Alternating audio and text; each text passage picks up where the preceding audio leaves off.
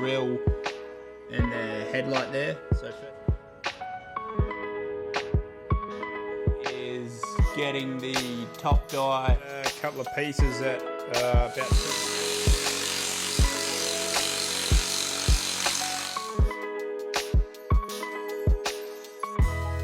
move the headlight on this side, and we've got our new pieces.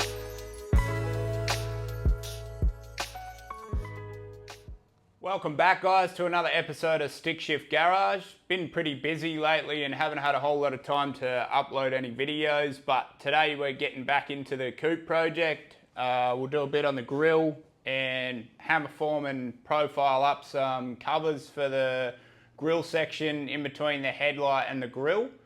You'll notice in the background here I've got a bit of a tracking gimbal setup that I've invested in, so I'm going to try and work out how to work that properly as well, and hopefully it makes it a bit easier than moving the tripod around 67 times during the video, and hopefully it smooths out a bit better.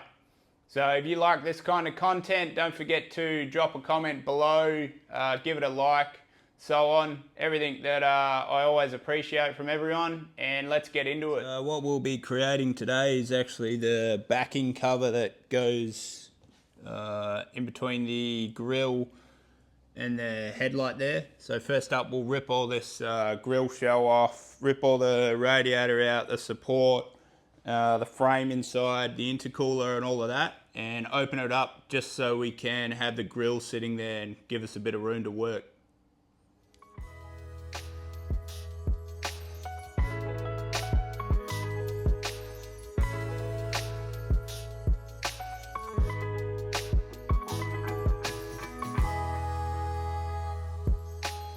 So got our grille shell off. This is a new old stock 32 commercial grille. You can see here I've already chopped into it and cut out the spacing for the E&J headlights. This is our chromoly frame that I've made up in previous videos, so we'll remove that now, get all that out of the way, get the radiator out of the way, and that should give us some access at the rear there to get in and work out the shape of these panels. The grille sitting back in place, everything else removed over there. Taped out the headlights, so basically our pieces will fill in this section and leave us a sort of 5 to 7 mil gap between the grille and the headlight. So same both sides. So that's what we're going to be working on today. Just marked out a couple of pieces that about 200 by 150, so they'll be each side. Bit of 0.95 cold rolled, so I'll chop them out. Work pieces cut out, so just about ready to get into it. This is, for those that aren't familiar with it, this is what they call a planishing hammer. So there's a foot valve at the bottom there, and like a pneumatic air hammer at the top, little regulator. And basically what we're doing is getting the top die and the bottom die and hammering them together. You can see this bottom die has a radius on it. So this is a 3-inch radius. And this kit that I've got here comes with like a real heavy dome, which is, can't even see it. I think it's a 1-inch radius, 2-inch radius. So you can see the different profiles of them, all the way down to like a 14 or something, so pretty much flat, not going to put a lot of shape into it.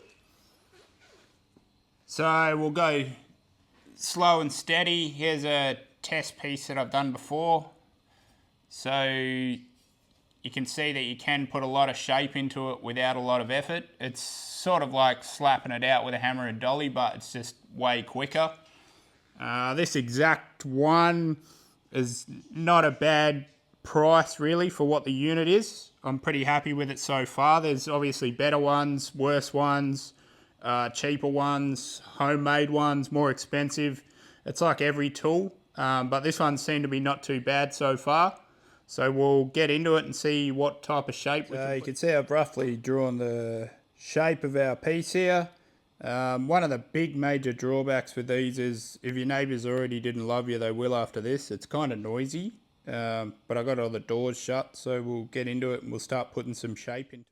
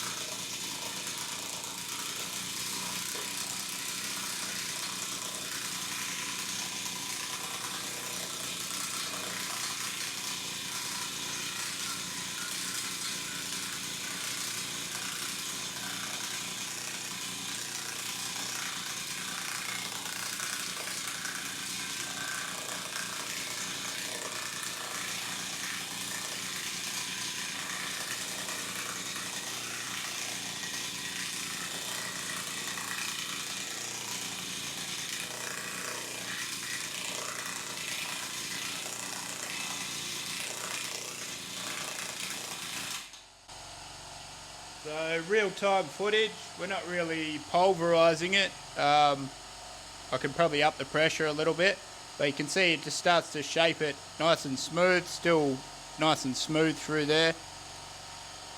So we'll just keep working it slowly until we get the desired shape.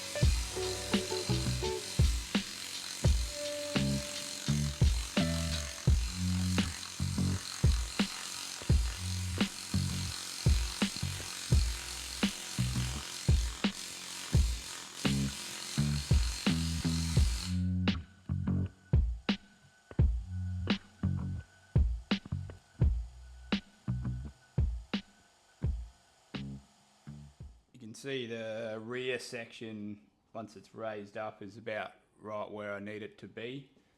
The front's still got to come down. A bit hard to see at the camera angle there, but the front's still got to put a bit more crown into it and widen it out a touch to get it to where we need it to be. But it's coming along, so you can see there's a fair bit of shape into it. Jammed it back in the grill space with the frame, and we'll start to creep up on it and cut the front off there and get it better so we can start to get it in the final position. You can see we're starting to get the shape that we require, bit of a crown up through it as well. We've removed the headlight on this side and we've got our new piece in there touching all where it needs to be. A little bit left over on the top and the bottom here where the transition changes, but I'll still working out what I'm going to do there. We can trim that bit back later. So I'll fit the headlight, make sure we got our good clearance. We got good clearance to the bar, so it's good that side. Just need to make sure it's good on the headlight side. Headlight's back on. You can see overall the gap here is real nice, real even. It's our 5 to 7 mil that I first thought we'd get. The back here, we'll just have to, it's sort of bell mouthed out a little bit, closer to probably 15 mil. Into 15 mil there. So we'll spread that a bit more and cut it out at the edge here, and we've still got enough to make it work just the way I wanted. So overall, real happy with it. Happy with how it turns out. It's just gonna, you won't really see it hardly, but it'll just sort of finish it off nice. Just the way I sort of wanted it. But you can see our one custom thing turns into like 3 or 4 others. So new headlight style mounts, wide wheels. So the turning circle had to bring the headlights in, so then we had to cut the grille, Cut the grill, had to make radiator support and make the grill strong enough to hold itself up. And then of course finish it off with the piece we've just made there. So a lot of time in custom touches and bits and pieces as we go along, but that's what really sets like a unique build like this apart from sort of every other traditional hot rod on the streets. That's going to do it for this one, guys. Hopefully you learnt a bit about the planishing hammer and the type of crown that you can sort of put on with it and how fast and simple it is to use. We didn't quite get the time to finish off one side, but we made a lot of the progress there and I'm real happy with how it's turned out. Back to my normal day job for now, so put the hot rod on hold for a little bit. A few pieces on order. Got the diff center coming, full Strange HD Pro setup with a reluctor wheel, speed sensor, all that for the drive shaft speeds. Thanks for watching all the way to the end. If you have, don't forget to like, drop a comment, gives the channel a bit of support, and I'll catch you in the next one. Cheers.